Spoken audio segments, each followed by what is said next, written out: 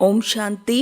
ಇಂದಿನ ದಿನಾಂಕ 24/12/2021. ಮಧುರ ಮಕ್ಕಳೇ, ತಂದೆಯು ನಿಮಗೆ ಸ್ಮೃತಿ ತರಿಸುತ್ತಾರೆ.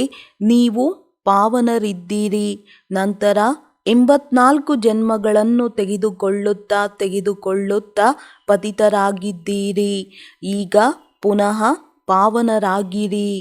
ಪ್ರಶ್ನೆ: ಬುದ್ಧಿಹೀನರಿಂದ ಬುದ್ಧಿವಂತರಾಗುವ ಮಕ್ಕಳೊಂದಿಗೆ ತಂದೆಯು ಯಾವ ಮಾತನ್ನು ಕೇಳಿ ಯಾವ ಪುರುಷಾರ್ಥಕ್ಕಾಗಿ ಸಲಹೆ ಕೊಡುತ್ತಾರೆ?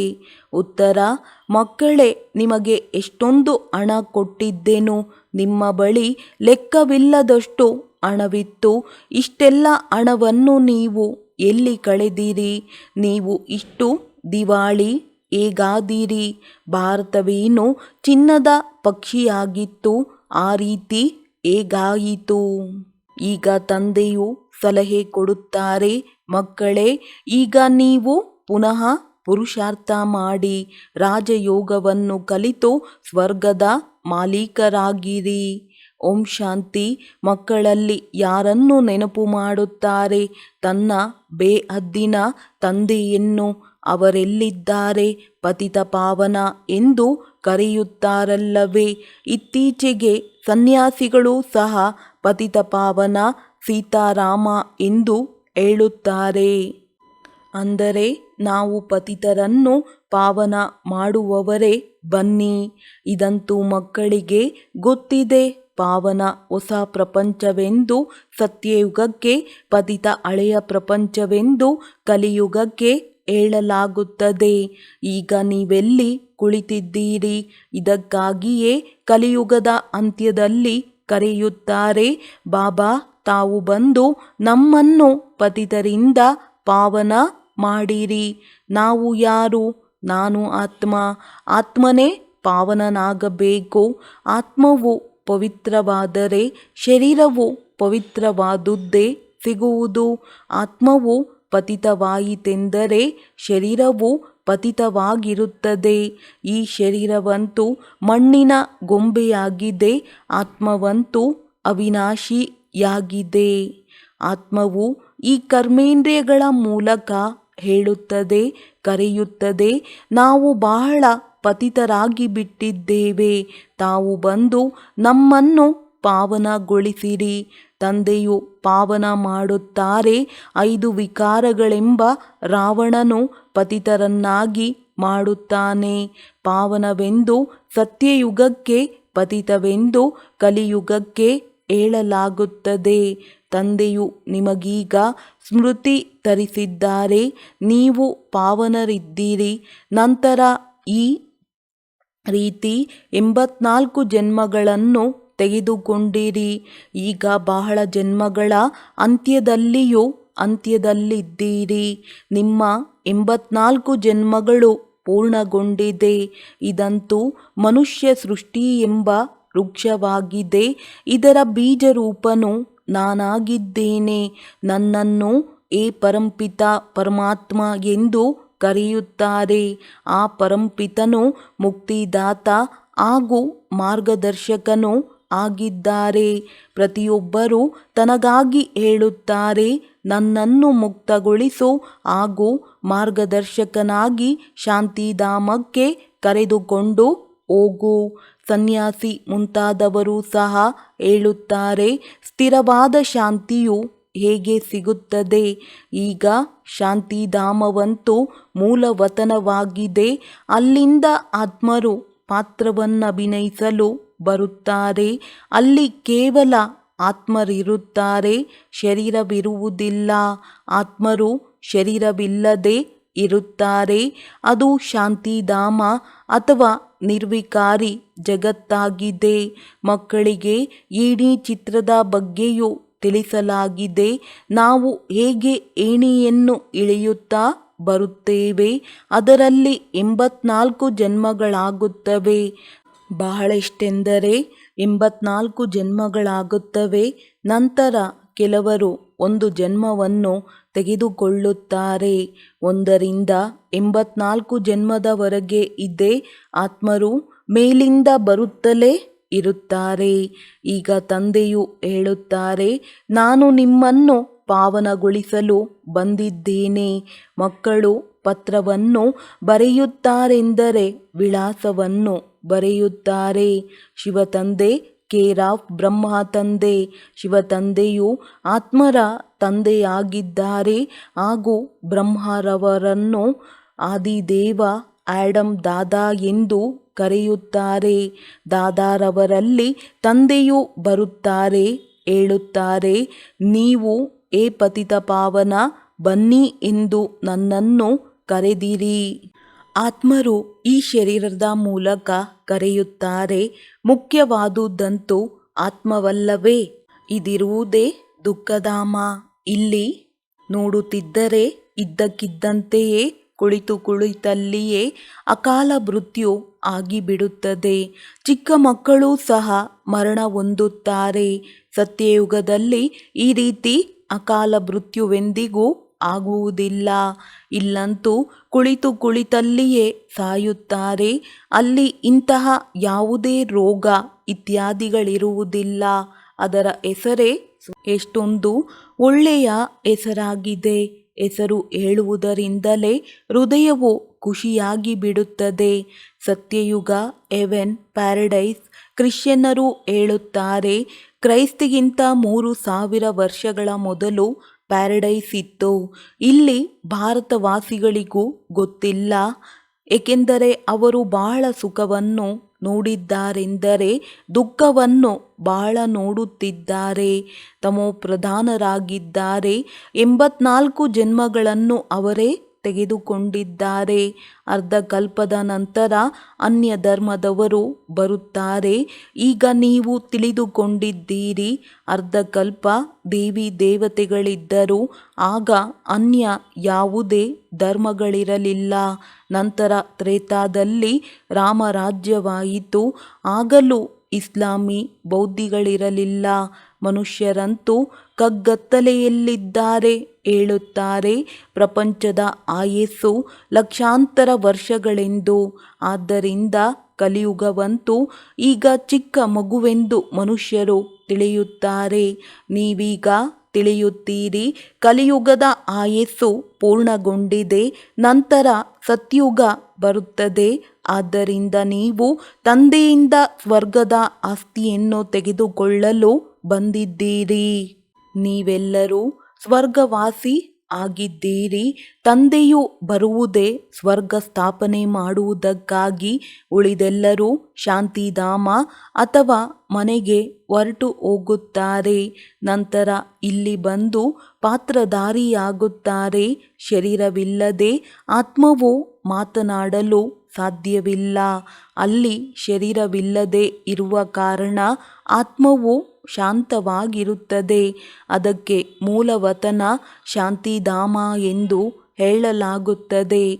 ಈ ಮಾತುಗಳು ಶಾಸ್ತ್ರಗಳಲ್ಲಿಲ್ಲ.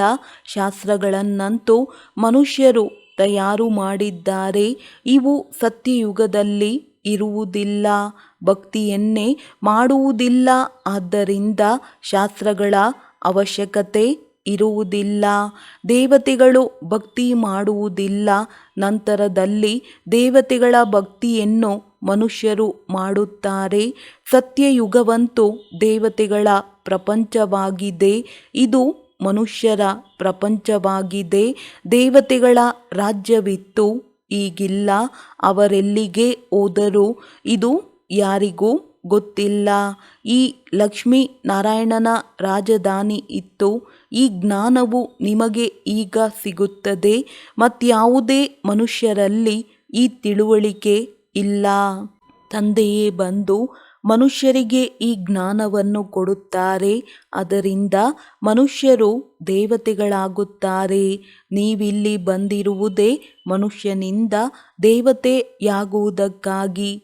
ದೇವತೆಗಳೆಂದಿಗೂ ಅಶುದ್ಧ ಆಹಾರ ಪಾನೀಯಗಳು, ಬೀಡಿ ಸೇದುವುದಿಲ್ಲ. ಅವರಂತೂ ದೇವತೆಗಳು. ಇಲ್ಲಿರುವವರೆಲ್ಲರೂ ಮನುಷ್ಯರು. ಅವರು ಪಾವನರು, ಇವರು ಪತಿತರು. ತಂದೆಯು ಆತ್ಮರೊಂದಿಗೆ ಮಾತನಾಡುತ್ತಾರೆ. ಆತ್ಮವೇ ಈ ಕರ್ಮೇಂದ್ರಿಯದ ಮೂಲಕ ಕೇಳಿಸಿಕೊಳ್ಳುತ್ತದೆ. ಈ ಮಾತುಗಳು ಶಾಸ್ತ್ರಗಳಲ್ಲಿಲ್ಲ. ಸತ್ಯಯುಗದಲ್ಲಿ ರಾವಣನೇ ಇರುವುದಿಲ್ಲ, ದುಃಖದ ಹೆಸರು ಇರುವುದಿಲ್ಲ. ನಂತರ ನಿಧಾನವಾಗಿ ದುಃಖವು ಆರಂಭವಾಗುತ್ತದೆ. ನಿಮ್ಮ ಬಳಿ ಅಪಾರ ಹಣವಿರುತ್ತದೆ. ಅದನ್ನು ಭಕ್ತಿ ಮಾರ್ಗದಲ್ಲಿ ನೀವು ಮಂದಿರಗಳನ್ನು ಕಟ್ಟುತ್ತೀರಿ. ಮೊಟ್ಟಮೊದಲು ಸೋಮನಾಥ ಮಂದಿರದ ನಿರ್ಮಾಣವಾಗುತ್ತದೆ. ಬಹಳ ಒಳ್ಳೊಳ್ಳೆಯ ವಜ್ರ ವೈಡೂರ್ಯಗಳಿದ್ದವು. ಅದರ ಬೆಲೆ ಕಟ್ಟಲು ಸಾಧ್ಯವಿಲ್ಲ. ಮುಖ್ಯವಾದುದು ಸೋಮನಾಥ ಮಂದಿರವಾಗಿದೆ. ಆದರೆ ರಾಜರುಗಳಂತೂ ತನ್ನ ಮಂದಿರಗಳನ್ನು ನಿರ್ಮಾಣ ಮಾಡುತ್ತಿರಬಹುದು. ಏಕೆಂದರೆ ಅವರುಗಳು ಪೂಜೆ ಮಾಡಬೇಕಾಗುತ್ತದೆ. ಮೊಟ್ಟಮೊದಲು ನಿರ್ಮಾಣವಾಗುವುದು ಶಿವನ ಮಂದಿರ. ಸೋಮನಾಥನೆಂದು ಶಿವನಿಗೆ ಹೇಳಲಾಗುತ್ತದೆ. ಸೋಮನಾಥನೆಂದರೆ ಸೋಮರಸ ಕುಡಿಸುವವರು. ಜ್ಞಾನವು ಅಮೃತವಲ್ಲವೇ? ಅಂದ ಮೇಲೆ ತಂದೆಯು ಕುಳಿತು ತಿಳಿಸುತ್ತಾರೆ. ತಂದೆಯನ್ನೇ ಸತ್ಯ ಎಂದು ಹೇಳಲಾಗುತ್ತದೆ. ತಂದೆಯು ಹೇಳುತ್ತಾರೆ, ನಾನೇ ಬಂದು ಭಾರತವನ್ನು ಸತ್ಯಖಂಡವನ್ನಾಗಿ ಮಾಡುತ್ತೇನೆ. ನೀವೆಲ್ಲರೂ ದೇವತೆಗಳಂತೆ ಹೇಗಾಗಲು ಸಾಧ್ಯವೆಂಬುದನ್ನು ನಿಮಗೆ ಕಲಿಸುತ್ತೇನೆ. ಶಿವತಂದೆಯು ಬ್ರಹ್ಮರವರ ಮೂಲಕ ಕಾರ್ಯವನ್ನು ಮಾಡಿಸುತ್ತಾರೆ. ಬ್ರಹ್ಮರವರು ಕಪ್ಪಾಗಿ ಬಿಟ್ಟರು. ಏಕೆಂದರೆ ಬಾಳ ಜನ್ಮದ ಅಂತ್ಯದ ಜನ್ಮವಲ್ಲವೇ? ಇವರೇ ಮತ್ತೆ ಸುಂದರವಾಗುವರು. ಕೃಷ್ಣನ ಚಿತ್ರವೂ ಸಹ ಸುಂದರ ಹಾಗೂ ಶ್ಯಾಮನ ಚಿತ್ರವಿದೆಯಲ್ಲವೇ? ಮ್ಯೂಸಿಯಂನಲ್ಲಿ ಬಹಳ ಒಳ್ಳೊಳ್ಳೆಯ ಚಿತ್ರಗಳಿವೆ. ಅದರ ಬಗ್ಗೆ ನೀವು ಬಹಳ ಚೆನ್ನಾಗಿ ತಿಳಿಸಬಹುದು. ನಾವು ಶಾಂತಿಧಾಮವಾದ ನಮ್ಮ ಮನೆಗೆ ಹೋಗುತ್ತೇವೆ. ನಾವು ಅಲ್ಲಿರುವವರು ಎನ್ನುವುದನ್ನು ನೀವು ತಿಳಿದಿದ್ದೀರಿ. ನಂತರ ಇಲ್ಲಿಗೆ ಬಂದು ಪಾತ್ರವನ್ನು ಅಭಿನಯಿಸುತ್ತೇವೆ. ಮಕ್ಕಳಲ್ಲಿ ಮೊಟ್ಟಮೊದಲು ಈ ನಿಶ್ಚಯವಾಗಬೇಕು, ಇಲ್ಲಿ ಯಾವುದೇ ಸಾಧು ಸಂತ ಮುಂತಾದವರೇನೂ ಓದಿಸುವುದಿಲ್ಲ. ಇವರಂತೂ ಬ್ರಹ್ಮ ತಂದೆ ಸಿಂಧ್ನಲ್ಲಿ ಇರುವವರಾಗಿದ್ದರು. ಆದರೆ ಇವರಲ್ಲಿ ಯಾರು ಪ್ರವೇಶ ಮಾಡಿ ಹೇಳುತ್ತಾರೆಯೋ ಅವರು ಜ್ಞಾನಸಾಗರನಾಗಿದ್ದಾರೆ. ಅವರನ್ನು ಯಾರೂ ತಿಳಿದುಕೊಂಡಿಲ್ಲ. ಹೇಳುವುದಂತೂ ಹೇಳುತ್ತಾರೆ, ಓ ಗಾಡ್ ಫಾದರ್. ಆದರೆ ಅವರ ನಾಮ ರೂಪ ದೇಶ ಕಾಲವೇನು ಎಂಬುದನ್ನು ಯಾರೂ ತಿಳಿದಿಲ್ಲ. ಮತ್ತೆ ಸರ್ವವ್ಯಾಪಿ ಎಂದು ಹೇಳಿಬಿಡುತ್ತಾರೆ. ಅರೆ, ಪರಮಾತ್ಮನು ಎಲ್ಲಿದ್ದಾರೆ? ಅದಕ್ಕೆ ಹೇಳುತ್ತಾರೆ, ಅವರಂತೂ ಎಲ್ಲ ಕಡೆಯೂ ಇದ್ದಾರೆ, ಎಲ್ಲರೊಳಗೆ ಇದ್ದಾರೆ. ಈ ಪ್ರತಿಯೊಬ್ಬರಲ್ಲಂತೂ ಪ್ರತಿಯೊಬ್ಬರ ಆತ್ಮವು ಕುಳಿತಿದೆ. ಪರಮಾತ್ಮನಂತೂ ಕರೆಯುತ್ತಾರೆ, ಬಾಬಾ ಬಂದು ನಾವು ಪತಿತರನ್ನ ಪಾವನ ಮಾಡಿರಿ. ನೀವು ಈ ವ್ಯಾಪಾರ ಸೇವೆ ಮಾಡಿಸುವುದಕ್ಕಾಗಿ ನನ್ನನ್ನು ಕರೆಯುತ್ತೀರಿ. ನಾವು ಚೀಚಿ ಆತ್ಮರನ್ನು ಶುದ್ಧಗೊಳಿಸಿರಿ. ಪತಿತ ಪ್ರಪಂಚದಲ್ಲಿ ನಮಗೆ ನಿಮಂತ್ರಣ ಕೊಡುತ್ತೀರಿ. ತಂದೆಯಂತೂ ಪಾವನ ಪ್ರಪಂಚವನ್ನು ನೋಡಿಯೇ ಇಲ್ಲ. ಪತಿತ ಪ್ರಪಂಚದಲ್ಲಿಯೂ ನಿಮ್ಮ ಸೇವೆಯನ್ನು ಮಾಡುವುದಕ್ಕಾಗಿ ಬಂದಿದ್ದಾರೆ. ಈ ರಾವಣ ರಾಜ್ಯದ ವಿನಾಶವಾಗಿ ಬಿಡುತ್ತದೆ. ಈ ರಾವಣ ರಾಜ್ಯದ ವಿನಾಶವಾಗಿ ಬಿಡುತ್ತದೆ. ಇನ್ನು ನೀವು ಯಾರು ರಾಜಯೋಗವನ್ನು ಕಲಿಯುತ್ತೀರಿ ಅವರು ಅಲ್ಲಿಗೆ ಹೋಗಿ ರಾಜರಿಗೂ ರಾಜರಾಗುತ್ತೀರಿ. ಈ ರೀತಿ ನಿಮ್ಮನ್ನು ಲೆಕ್ಕವಿಲ್ಲದಷ್ಟು ಬಾರಿ ಮಾಡಲಾಗಿದೆ. ಮೊಟ್ಟಮೊದಲು ಬ್ರಾಹ್ಮಣ ಕುಲವಿರುತ್ತದೆ. ಪ್ರಜಾಪಿತ ಬ್ರಹ್ಮರವರ ಮಹಿಮೆಯನ್ನು ಮಾಡಲಾಗಿದೆ ಎಲ್ಲವೇ. ಅವರನ್ನೇ ಆಡಮ್ ಆದಿದೇವ ಎಂದು ಹೇಳಲಾಗುತ್ತದೆ. ಇದು ಯಾರಿಗೂ ಗೊತ್ತಿಲ್ಲ. ಅನೇಕರಿದ್ದಾರೆ. ಅವರು ಬಂದು ಕೇಳಿಸಿಕೊಂಡ ನಂತರವೂ ಮಾಯಿಗೆ ವಶರಾಗಿ ಬಿಡುತ್ತಾರೆ. ಪುಣ್ಯಾತ್ಮರಾಗುತ್ತಾ ಆಗುತ್ತಾ ಪಾಪಾತ್ಮರು ಆಗಿಬಿಡುತ್ತಾರೆ. ಮಾಯೆಯು ಬಹಳ ಶಕ್ತಿಶಾಲಿ ಆಗಿದೆ. ಎಲ್ಲರನ್ನೂ ಪಾಪಾತ್ಮರನ್ನಾಗಿ ಮಾಡಿಬಿಡುತ್ತದೆ. ಇಲ್ಲಿ ಯಾರೂ ಸಹ ಪವಿತ್ರ ಪುಣ್ಯಾತ್ಮರಿಲ್ಲ. ಪವಿತ್ರ ಆತ್ಮರಂತೂ ದೇವಿ ದೇವತೆಗಳೇ ಆಗಿದ್ದರು. ಯಾವಾಗ ಎಲ್ಲರೂ ಪತಿತರಾಗಿ ಬಿಡುತ್ತಾರೆಯೋ ಆಗಲೇ ತಂದೆಯನ್ನು ಕರೆಯುತ್ತಾರೆ. ಈಗಿರುವುದಂತೂ ರಾವಣ ರಾಜ್ಯ, ಪತಿತ ಪ್ರಪಂಚ. ಇದಕ್ಕೆ ಹೇಳುವುದೇ ಮುಳ್ಳುಗಳ ಕಾಡು ಎಂದು. ಸತ್ಯಯುಗವು ಹೂಗಳ ಉದ್ಯಾನವನ ಆಗಿದೆ. ಮೊಘಲ್ ಗಾರ್ಡನ್ನಲ್ಲಿ ಬಹಳ ಒಳ್ಳೊಳ್ಳೆಯ ಫಸ್ಟ್ ಕ್ಲಾಸ್ ಹೂಗಳಿರುತ್ತವೆ. ಎಕ್ಕದ ಹೂವು ಸಹ ಸಿಗುತ್ತದೆ. ಆದರೆ ಅಂತರವನ್ನು ಯಾರೂ ತಿಳಿದುಕೊಂಡಿಲ್ಲ.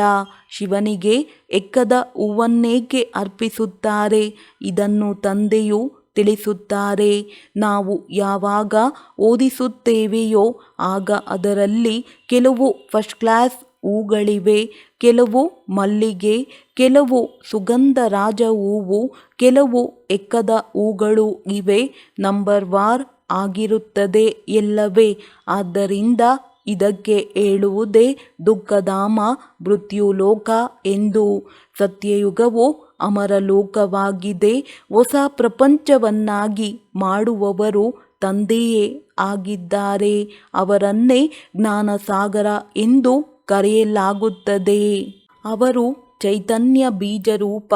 ಅವರನ್ನು ಜ್ಞಾನಸಾಗರನೆಂದು ಹೇಳಲಾಗುತ್ತದೆ. ಆದರೆ ಎಲ್ಲರ ಹೃದಯದಲ್ಲಿರುವುದನ್ನು ತಿಳಿಯುತ್ತಾರೆ. ಅಂತರ್ಯಾಮಿ ಎಂದಲ್ಲ.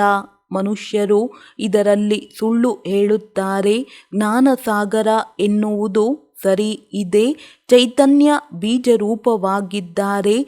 ಸೃಷ್ಟಿಯ ಆದಿ ಮಧ್ಯ ಅಂತ್ಯವನ್ನು ತಿಳಿದಿರುವವರು. ಆದ್ದರಿಂದ ಜ್ಞಾನಸಾಗರನೆಂದು ಹೇಳಲಾಗುತ್ತದೆ. ನೀವು ಮಕ್ಕಳಿಗೆ ಸೃಷ್ಟಿಯ ಆದಿ ಮಧ್ಯ ಅಂತ್ಯದ ಜ್ಞಾನವನ್ನು ಕೊಡುತ್ತಾ ಸತ್ಯಯುಗ, ತ್ರೇತ, ದ್ವಾಪರ, ಕಲಿಯುಗ ಈ ಚಕ್ರವು ಸುತ್ತುತ್ತಲೇ ಇರುತ್ತದೆ.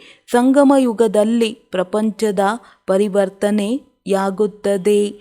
ನೀವೀಗ ಸಂಗಮಯುಗದಲ್ಲಿ ನಿಂತಿದ್ದೀರಿ ಹಾಗೂ ನೀವು ರಾಜಯೋಗಿ ಆಗಿದ್ದೀರಿ. ಯಾರು ತಂದೆಯ ಮಕ್ಕಳಾಗುತ್ತಾರೆಯೋ ಅವರು ರಾಜಯೋಗವನ್ನು ಕಲಿಯುತ್ತಾರೆ.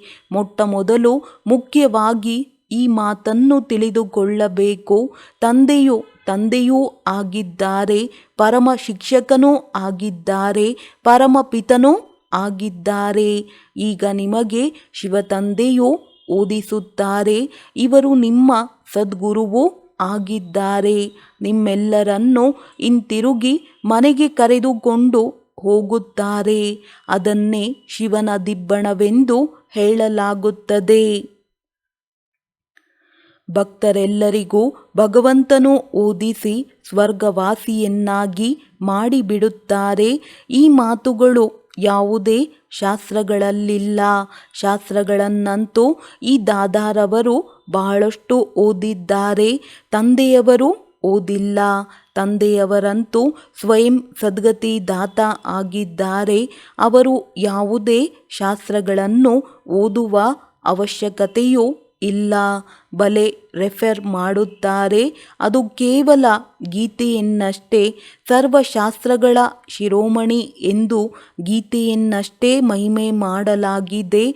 ಆದರೆ ಭಗವಂತ ಎಂದು ಯಾರಿಗೆ ಹೇಳಲಾಗುತ್ತದೆ ಎಂಬುದನ್ನು ಭಾರತವಾಸಿಗಳಿಗೆ ಗೊತ್ತಿಲ್ಲ. ತಂದೆಯನ್ನು ಸರ್ವವ್ಯಾಪಿ ಎಂದು ಹೇಳಿಬಿಡುತ್ತಾರೆ. ಇದು ಹೇಗೆಂದರೆ ಗ್ಲಾನಿ ಮಾಡಿದಂತೆ. ತಂದೆಯ ಗ್ಲಾನಿ ಮಾಡುವ ಕಾರಣವೇ ಪತಿತರಾಗಿದ್ದು. ಹಾಗಾದರೆ ಪಾವನರನ್ನಾಗಿ ಮಾಡುವುದು ಯಾರು?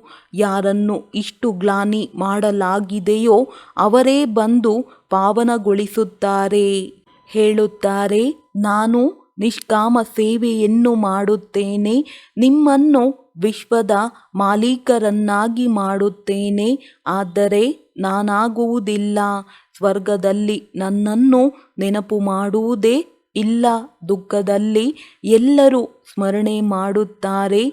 ಸುಖದಲ್ಲಿ ಯಾರೂ ಮಾಡುವುದಿಲ್ಲ. ಇದಕ್ಕೆ ದುಃಖದ ಹಾಗೂ ಸುಖದ ಆಟವೆಂದು ಹೇಳಲಾಗುತ್ತದೆ. ಸ್ವರ್ಗದಲ್ಲಿ ಮತ್ಯಾವುದೇ ಧರ್ಮದವರಿರುವುದಿಲ್ಲ. ಅವರೆಲ್ಲರೂ ನಂತರದಲ್ಲಿಯೇ ಬರುತ್ತಾರೆ. ಕ್ರಿಶ್ಚಿಯನ್ನರೇ ಹೇಳುತ್ತಾರೆ, 3000 ವರ್ಷಗಳ ಮುಂಚೆ ಸ್ವರ್ಗವಿತ್ತು. ಆಗ ಯಾವುದೇ ಧರ್ಮಗಳಿರಲಿಲ್ಲ. ನಾವು ಆತ್ಮರು ಶಾಂತಿಧಾಮದಲ್ಲಿದ್ದೆವು. ಇವೆಲ್ಲ ಮಾತುಗಳು ಯಾವುದೇ ಶಾಸ್ತ್ರಗಳಲ್ಲಿಲ್ಲ.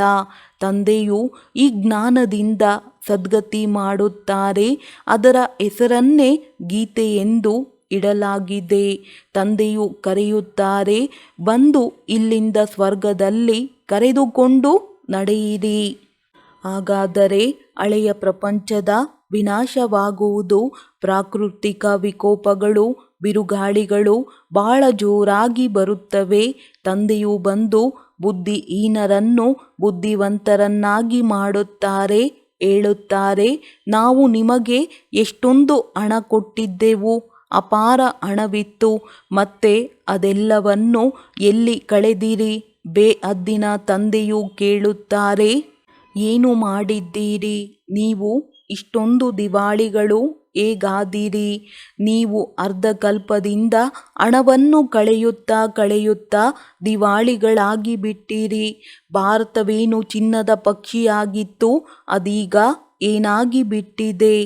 ಪುನಃ ಪತಿತ ಪಾವನ ತಂದೆಯೂ ಬಂದಿದ್ದಾರೆ. ರಾಜಯೋಗವನ್ನು ಕಲಿಸುತ್ತಿದ್ದಾರೆ. ಅದಾಗಿದೆ ಹಠಯೋಗ, ಇದಾಗಿದೆ ರಾಜಯೋಗ. ಈ ರಾಜಯೋಗವಂತೂ ಇಬ್ಬರಿಗೋಸ್ಕರವೂ ಇದೆ. ಅದನ್ನಂತೂ ಕೇವಲ ಪುರುಷರೇ ಕಲಿಯುತ್ತಾರೆ. ತಂದೆಯು ಈಗ ಹೇಳುತ್ತಾರೆ, ಪುರುಷಾರ್ಥ ಮಾಡಿ ಸ್ವರ್ಗದ ಮಾಲೀಕರಾಗಿ ತೋರಿಸಿರಿ.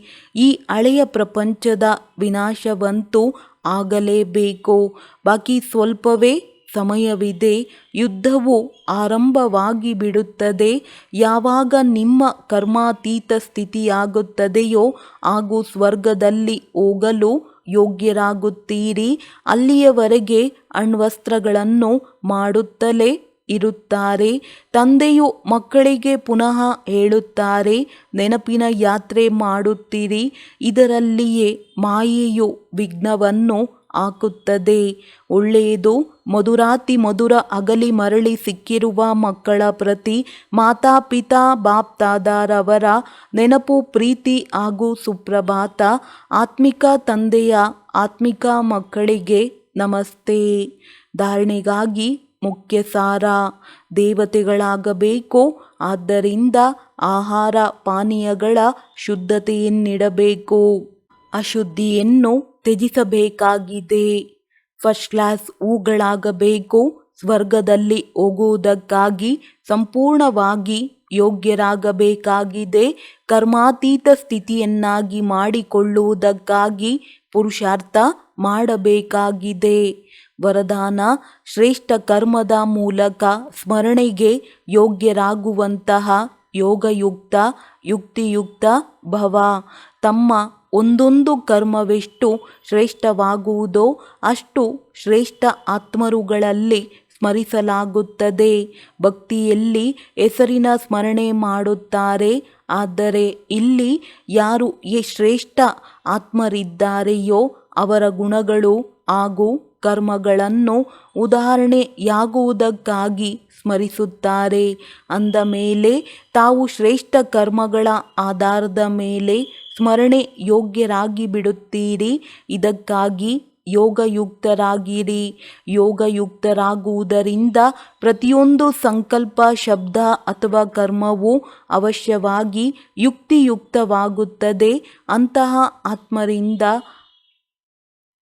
ಅಯುಕ್ತ ಕರ್ಮ ಅಥವಾ ಸಂಕಲ್ಪ ಉಂಟಾಗಲು ಸಾಧ್ಯವೇ ಇಲ್ಲ. ಇದರ ಸಂಬಂಧವೂ ಇದೆ. ಸ್ಲೋಗನ್: ನಿಮಿತ್ತ ಹಾಗೂ ನಿರ್ಮಾಣ ಚಿತ್ತ ಸತ್ಯ ಸೇವಾದಾರಿಯ ಲಕ್ಷಣವೂ ಇದೇ ಆಗಿದೆ. ಒಳ್ಳೆಯದು. ಓಂ ಶಾಂತಿ.